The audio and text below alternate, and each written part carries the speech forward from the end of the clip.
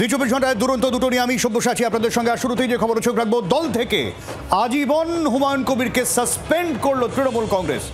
আর সাসপেনশনের কথা জানালেন ফেরহাদ হাকিম। সাম্প্রদায়িকতার রাজনীতিতে বিশ্বাসী নই, আগেও 3 বার সতর্ক করা হয়েছে, মানেননি, এমনটাই ফেরহাদ হাকিম সাফ জানিয়ে দিলেন। অপেক্ষা করুন, সাসপেনশন শুনেই সভাস্থলে ছিলেন হুমায়ুন কবির, সেখান থেকেই তিনি সভাস্থল ছাড়েন। এবং তারপরে মুখ্যমন্ত্রী মমতা বন্দ্যোপাধ্যায় কড়া বার্তা দিয়েছেন। কেউ কেউ বিজেপির টাকা খেয়ে তাবেদারি করছে, নাম না করে হুমায়ুনকে নিশানা করছেন তৃণমূল নেত্রী। ফলে মুর্শিদাবাদের রাজনীতি রীতিমতো গরম, যেখানে মুখ্যমন্ত্রী মমতা বন্দ্যোপাধ্যায় রয়েছেন এবং জেলা থেকে এভাবে সাসপেনশনের বিষয়েও খুব একটা তৃণমূল কংগ্রেসে দেখা যায়নি, যেটা দেখা গেল আজ। হুমায়ুন কবিরকে আগে অনেকবার সতর্ক করা হয়েছিল, কিন্তু তারপর আজ যা হলো কিছুটা হলো বেনজির বলে মনে করছে বিশেষজ্ঞ মহল। ঠিক কি বললেন মুখ্যমন্ত্রী মমতা বন্দ্যোপাধ্যায় নাম না করে হুমায়ুন কবিরকে, শোনাই।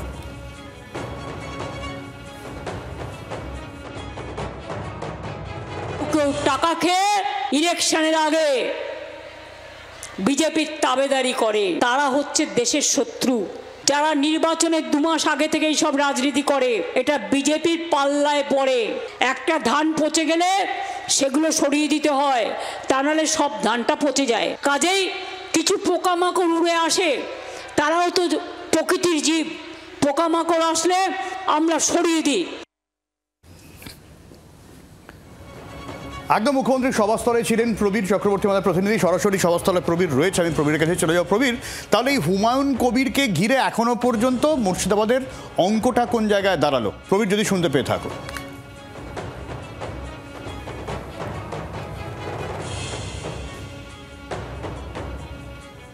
না, বোধহয় প্রবীর শুনতে পাচ্ছেন না। আমি প্রবীরের সঙ্গে আবারও যোগাযোগ করার চেষ্টা করব।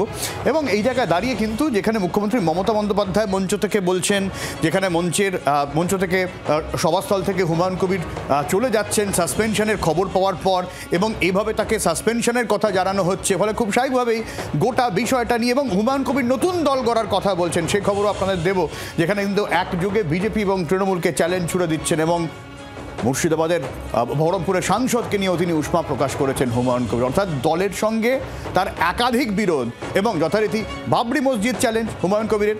আমি আবারও প্রবীরের কাছে যাওয়ার চেষ্টা করব এবং এই হুমায়ুন কবিরকে ঘিরে মুর্শিদাবাদের অঙ্কটা একটু বুঝে নেওয়ার চেষ্টা করব। প্রবীর, সরাসরি।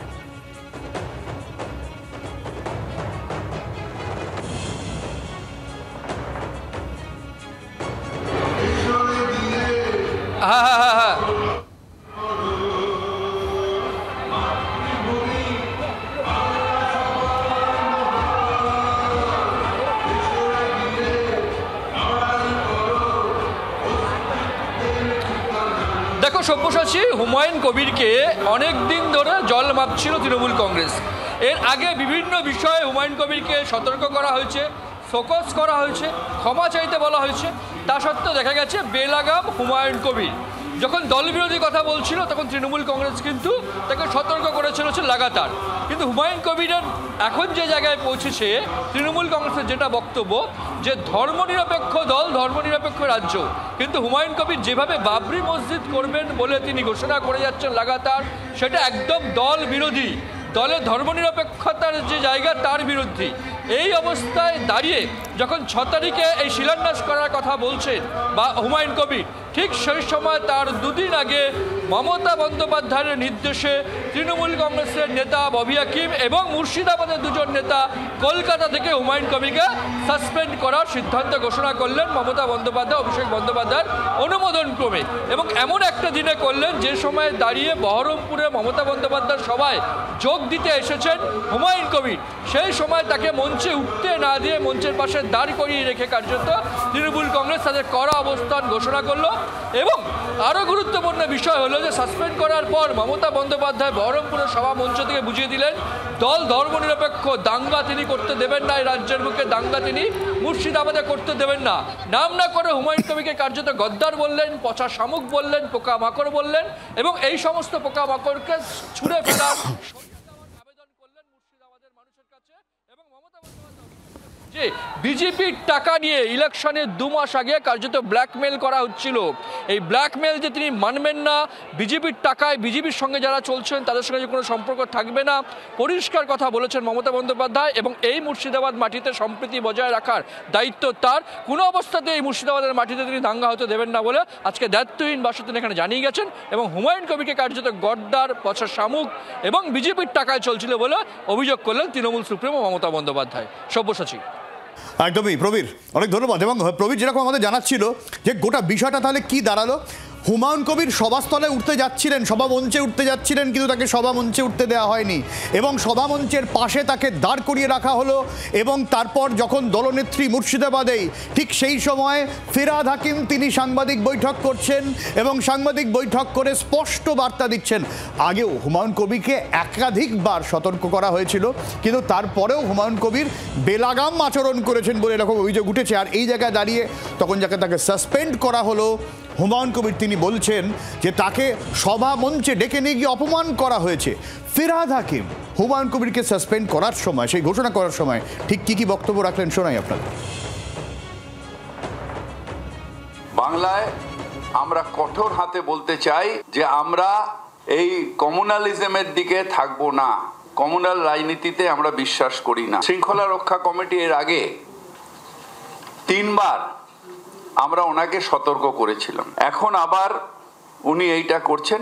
আমরা পার্টির ঊর্ধ্বতম নেতৃত্বের অর্থাৎ আমাদের পার্টির চেয়ারম্যান এবং জেনারেল সেক্রেটারি দুজনেরই মতামত নিয়ে আমরা হুমায়ুন কবিরকে সাসপেন্ড করছি, সাসপেন্ড ফর এভার।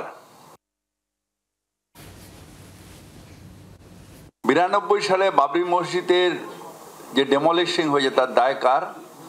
বিজেপি। সেই বিজেপিকে উনি জয়েন করলেন এবং ক্যান্ডিডেট হলেন। আবার এখন এসে ফান্ডামেন্টাল পলিটিক্স করার জন্য আবার এই বাবরি মসজিদের নামে ডিভিশন করার চেষ্টা করছেন। কেউ কারণ নিজের টাকায় কোথাও মসজিদ করলো, কোথাও মন্দির করলো, আমাদের কোনো আপত্তি নেই, কিন্তু এই ডিভিশন করে যদি বাংলায় আগুন লাগানোর চেষ্টা করে, বিজেপিকে ডিভিডেন্ড দেওয়ার চেষ্টা করে, তৃণমূল কংগ্রেস সেটা সহ্য করবে না, কঠোর হাতে তার প্রতিবাদ করবে। অর্থাৎ তৃণমূল কংগ্রেসের তরফে স্পষ্ট অভিযোগ জানানো হচ্ছে এই বাবরি মসজিদ তৈরির কথা বলে হুমায়ুন কবির ধর্মীয় উস্কানিমূলক রাজনীতি করেছে এবং তৃণমূল কংগ্রেসের সঙ্গে তা বিরোধী। সেই জায়গা থেকে আজীবন তাকে নির্বাসন দেওয়া হলো দল থেকে, অর্থাৎ হুমায়ুন কবির তৃণমূল কংগ্রেসে আর নেই। ঠিক এই জায়গা থেকে হুমায়ুনও পাল্টা চ্যালেঞ্জ ছুড়েছেন। শোনেন।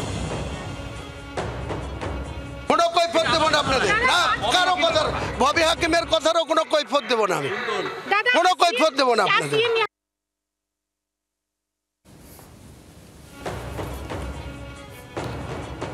ফিরহাদ হাকিমকে নিয়ে যথেষ্টই ক্ষুব্ধ হুমায়ুন কবির এবং তিনি ফিরহাদ হাকিমের কথার কোনো উত্তর দেবেন না এমনটাই সাফ বললেন। এবং এই যে ধর্মীয় উস্কানির কথা ফিরহাদ হাকিম বলেছেন, ঠিক কি বলেছেন ফিরহাদ হাকিম আরও ব্যাখ্যা দিয়েছেন, আরেকবার শোনেন।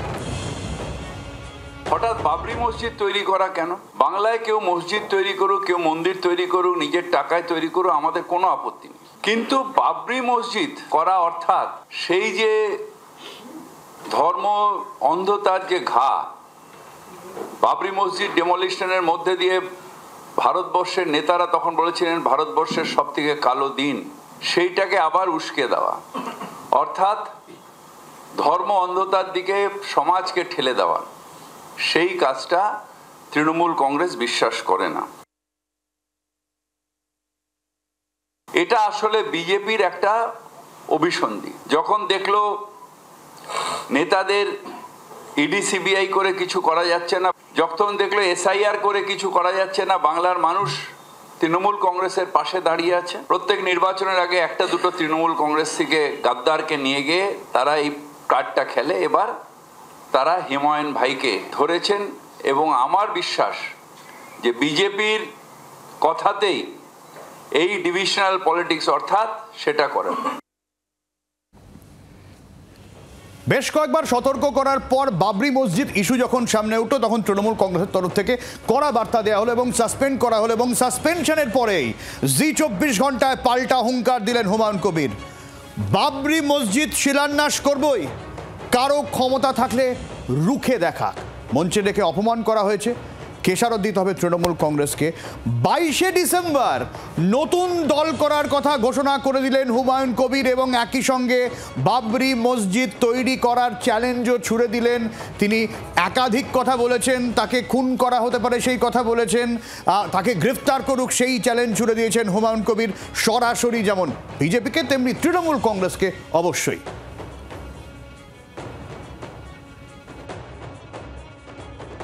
আমার জীবনের বিনিময়ে হলেও এই চ্যালেঞ্জ আমি অ্যাকসেপ্ট করেছি।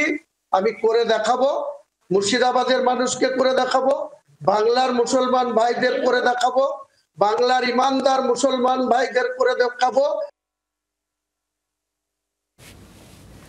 আর যেরকম আপনাদের জানাচ্ছিলাম বাবরি মসজিদ নিয়ে কি বলছেন হুমায়ুন কবির, কি চ্যালেঞ্জ তার শোনায়। কি বানাবো সেটা কারো ডাইরেকশন নেওয়ার আমার প্রয়োজন নেই। আমি বলেছি বাবরি মসজিদের শিলান্যাস করবই করব। কারো যদি ক্ষমতা থাকে, শক্তি থাকে, রুখে নেবে। আমি আমার জীবনের বিনিময়ে হলেও বাবরি মসজিদের যে এলান করেছি 2024 সালের 12 ডিসেম্বর, সেখান থেকে আমি সরছি না। আজকে 4 তারিখ, 6 তারিখে তার শিলান্যাস হবে, ভিত্তি স্থাপন হবে। বিভেদমূলক রাজনীতির কথা বলছে তৃণমূল কংগ্রেস যখন, তখন খুব স্বাভাবিকভাবেই মুর্শিদাবাদের মেজর পলিটিক্যাল প্লেয়ার যারা, তৃণমূল তো অবশ্যই, বিজেপি এবং কংগ্রেস প্রত্যেকেই এই নিয়ে একেবারে রাজনৈতিক তরজায় জড়িয়ে পড়েছে। অনন্ত মহারাজ, যিনি একসময় বিতর্কে জড়িয়েছিলেন, যিনি মুর্শিদাবাদের অন্যতম গুরুত্বপূর্ণ চরিত্র, তিনিও হুমায়ুন কবিরের বিরুদ্ধে ফুঁসে উঠেছেন। কি বলছেন তারা, সমীক ভট্টাচার্য, ঈশা খান চৌধুরী বা অনন্ত মহারাজরা, শোনাই। যখন তিনি বলেছিলেন যেখানে হিন্দুরা 30%, আমরা 70% যখন চাইব তখন কেটে ভাগীরথীতে ভাসিয়ে দেবো, তখন মুখ্যমন্ত্রী চুপ ছিলেন কেন? যেদিন ফিরহাদ হাকিম বলেছিলেন প্রত্যেক মুসলমানের উচিত আরেকজনকে মুসলিম ধর্মে রূপান্তরিত করা, আর খোলাখুলি দাওয়াতে ইসলামের কথা বলেছিলেন, সেদিন মুখ্যমন্ত্রী চুপ ছিলেন কেন? তো এগুলো সম্পূর্ণ নাটক। তৃণমূল ওখানে বাবরের রাজ প্রতিষ্ঠা করতে চাইছে। পশ্চিমবঙ্গের মানুষ শুধু নয়, ভারতবর্ষের মানুষ সেটা হতে দেবে না। গভর্নমেন্টকে, পশ্চিমবঙ্গ সরকারকে, মমতা ব্যানার্জিকে আমি রিকোয়েস্ট করি ওকে অ্যারেস্ট করার, কারণ দেশদ্রোহী কাজ করতেছে। মানুষের দাবি থাকতে পারে একটা মসজিদ মন্দির, এটা আমি এগেনস্ট এটার, কিন্তু আমি বলছি আরও ইম্পর্টেন্ট বিষয় আছে, সেইগুলো সামনে তোলা হচ্ছে না কেন? সে যে কোনো পার্টি, সে টিএমসি পার্টি হোক, সে বিজেপি পার্টি হোক, আমি বললাম আমাদের মেইন মুর্শিদাবাদের সমস্যা হচ্ছে আপনার গঙ্গা ভাঙন, সেটা কেউ দেখছে না। তো যাক, এই বিষয়গুলো তো মাইন্ড একটু ডাইভার্ট হয়ে যায় মানুষের।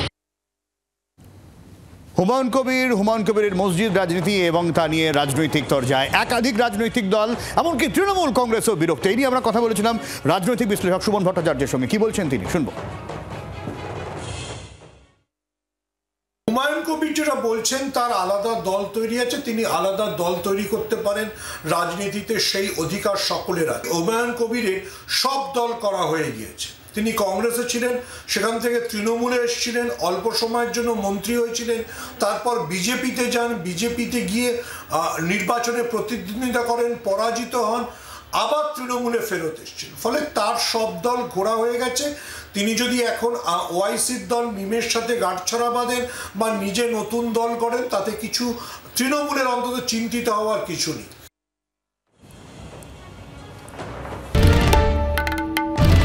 বাংলার আওয়াজ, বাঙালির আবেগ, জি 24 ঘন্টা।